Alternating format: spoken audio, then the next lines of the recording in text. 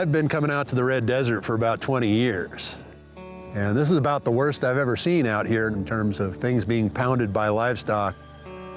This area is a checkerboard between federal land and private land, and it's all unfenced, it's all open range, and the cattle pretty much wander where they will. This looks like they've trucked in a bunch of hay to feed the cattle because there's just not enough for them to eat out here. It's pretty unusual to see cattle in the middle of winter in the Red Desert, but there are some places where they basically have it open to year-round livestock grazing.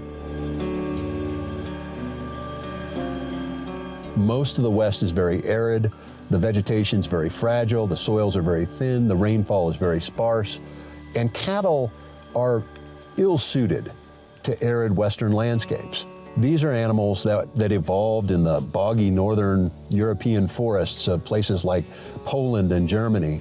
They're best suited to areas with high rainfall, lots of vegetation productivity, and they do very poorly in arid environments. So when you put them in arid environments and try and force that square peg into the round hole, then what you get is the cattle concentrating along streams, in river bottoms, in those areas that are the natural biodiversity hotspots of the desert. And the cattle get into those areas and concentrate their use there and mow down the vegetation and destroy the shrubs and completely disrupt the ecosystem because they're misfits. Ecologically, they're misfits.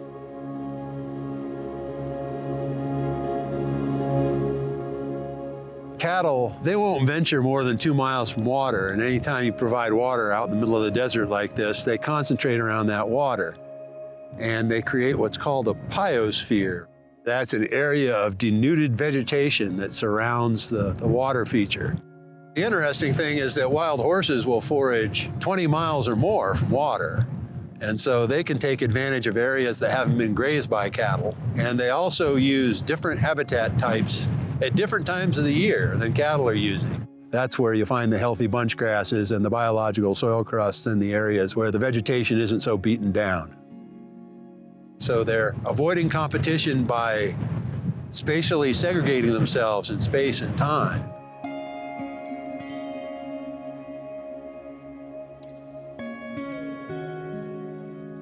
Certainly, the Bureau of Land Management has got a serious problem with the way it evaluates the impacts of cattle and sheep on public lands. It is basically authorizing overgrazing on purpose.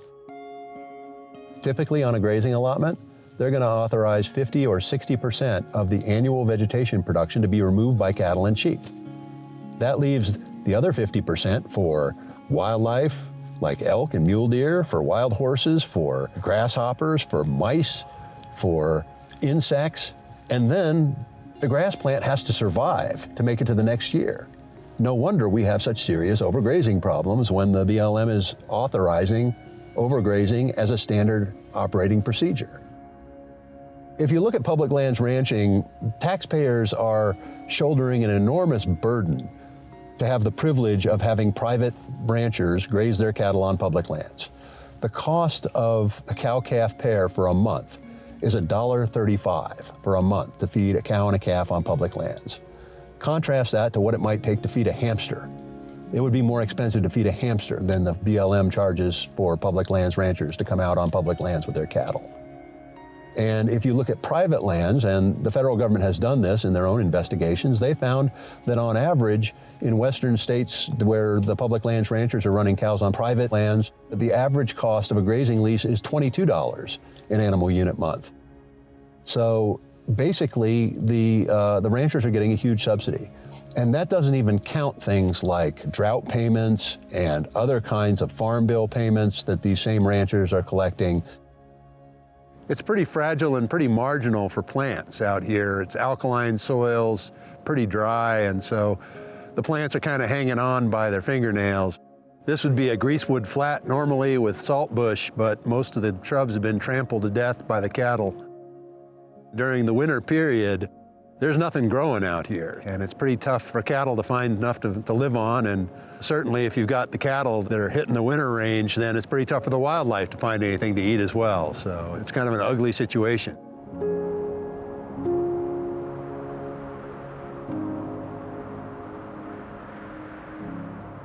Cattle and sheep are fundamentally different ecologically than wild horses, and cattle especially are different.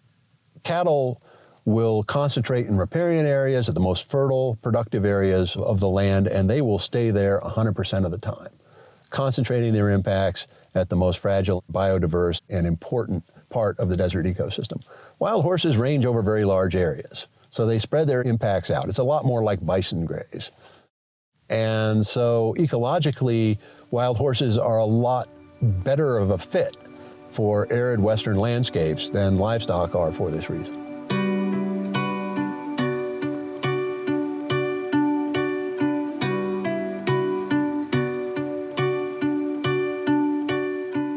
The Red Desert is a really ecologically important place to start with. It's really the last big stronghold for the sage grouse. It's one of the last really big, largely unfenced tracts of public land that's out there. So it has a lot healthier ecosystem than many parts of the American West. The fact of the matter is that there are thousands of wild horses in the Red Desert. The BLM is trying to zero out more than half of the herds in the Red Desert right now, even though it admits that all of those lands that it wants to zero out are already meeting the Thriving Natural Ecological Balance that the Wild and Free-Roaming Horses and Burros Act requires by law. And that seems really hard to explain from a logical perspective, from a legal perspective, from a public interest perspective. But it all boils down to a consent decree that the federal government signed with the Rock Springs Grazing Association back in 2011. And the Rock Springs Grazing Association came to the Obama administration saying, we want you to reduce the wild horses because we own some of the checkerboard squares in this checkerboard of public-private partnership along the railway. And the wild horses are on our private checkerboard squares, eating grass that we want our cattle to eat. And we want to do something about it. And the Obama administration said, well, if you sued us, then we would have to cut a deal with you, and we would have to reduce the horse herds. And so they did cut a deal, and that deal was to reduce the horse herds, but the Grazing Association was supposed to tolerate a certain number of wild horses that would wander onto their checkerboard squares because it's all open range, it's all unfenced, public and private, next to each other.